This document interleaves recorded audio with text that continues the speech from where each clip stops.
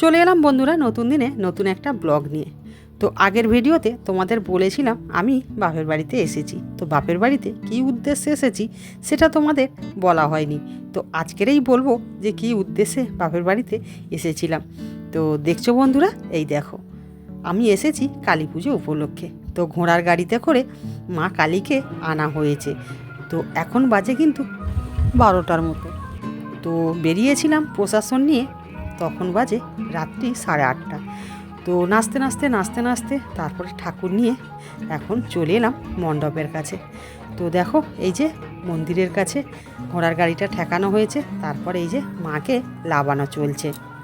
সারা বছর আমরা অপেক্ষা করি এই দিনটার জন্য। এই মায়ের একটা পৌরাণিক কাহিনী আছে জানো তো বন্ধুরা। মানুষ যেমন ছোট থেকে বড় হয়, তো এই যে মা কালীকে দেখছো না, ইনিও কিন্তু ছোট থেকেই বড় হয়েছে। একটা সময় আমার বাবা আর আমার আশেপাশে কিছু জেঠু সম্পর্ক হয়, তারা এই ঠাকুরটাকে তোলে। তো তখন ছিল মাটির ঘর, খড়ের ছাউনি, কিন্তু আজ দেখো মা শ্বেতপাথর ঘরে বাস করছে। মায়ের মন্দিরটা আগে যখন দেখেছিলাম আর এখন দেখে না মানে এতটাই ভালো লাগে, কি বলবো বন্ধুরা। আমরা ছোট থেকে দেখেছি, তো এই মন্দিরটার এত উন্নতি দেখে না সত্যি আমরাও ভাবি যেমন একটা গরিব মানুষ মানে অনেক কষ্ট করে বড় হয়, তো এই মন্দিরে মা কালীও ঠিক সেইভাবেই কিন্তু বড় হয়েছে। এই জন্যই কিন্তু আমরা খুব গর্বিত জানো তো। আর এদিকে দেখো মাকে সাজানো চলছে। তো দেখছো গয়না পরানো চলছে, মালা দিয়ে সাজানো চলছে। এবারে যত মানুষের মনস্কামনা পূরণ হয়েছে তারা সবাই এসেছে। আর দেখো কত মালা নিয়ে এসছে, না হলেও 108টা মালা গলায় দেওয়া হয়। রজনীগন্ধার মালা, নীলকণ্ঠ মালা, এপাশে জবা কুঁড়ির মালা। তো তোমরা দেখো বন্ধুরা, তোমাদের পুরোটাই আমি আজকের ছোট্ট করে ভিডিওর মাধ্যমে তুলে ধরবো। তো দেখো প্রথমে এই যে মুকুট পড়ছে, এটা কিন্তু রূপোর মুকুট। এবছর মায়ের অনেক গহনা পড়েছে জানো তো। সব গহনা ধীরে ধীরে পরানো হবে আর সবটাই তোমাদের কাছে শেয়ার করব। তো দেখো বন্ধুরা, এই যে রূপোর মুকুটটা ভালো করে পিছন দিয়ে বেঁধে দেওয়া হচ্ছে। আর কেউ কেউ এপাশে পায়ের নুপুর পরানোর জন্য নুপুরটা রেডি করছে, আবার কেউ মালা রেডি করছে মালাটা পরানোর জন্য।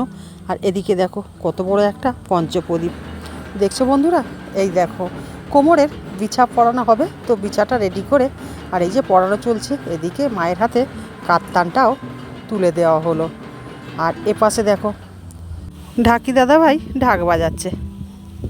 তারপরে দেখো মাকে তো সবাই মিলে সাজাচ্ছে। আর অনেকটা রাতও হয়ে গেছে, তো এখনও পুজো শুরু করা হয়নি। আর দেখছো এই যে আকন্ত ফুলের মালা আছে, এপাশে রজনীগন্ধা ফুলের মালা আছে। তো এত মালা মায়ের পুরো মুখটাই ঢাকা পড়ে যাবে। ওদিকে সবাই মাকে গয়না পরাতে ব্যস্ত হয়ে আছে। দেখতে পাচ্ছ ধীরে ধীরে একটা করে পরাচ্ছে। আর এটা দেখো, এটা কিন্তু পায়ের নুপুর, আর ওপাশে কিন্তু মায়ের গলায় হার পরানো চলছে।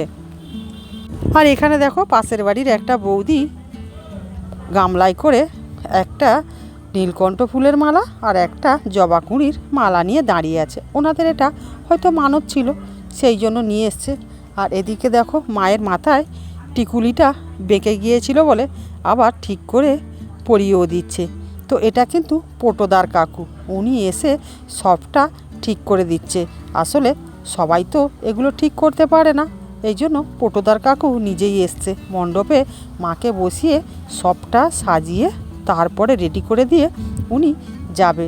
তো অলরেডি কিন্তু এখানে দুটো ঠাকুরমশাই চলে এসছে। আর এপাশে দেখছো বন্ধুরা মায়ের কোমরে কিন্তু বিছা পরানো চলছে। দেখতে পাচ্ছ মালাটা সরিয়ে ঠাকুরমশাই কিন্তু কোমরের বিছাটা পরিয়ে দিচ্ছে।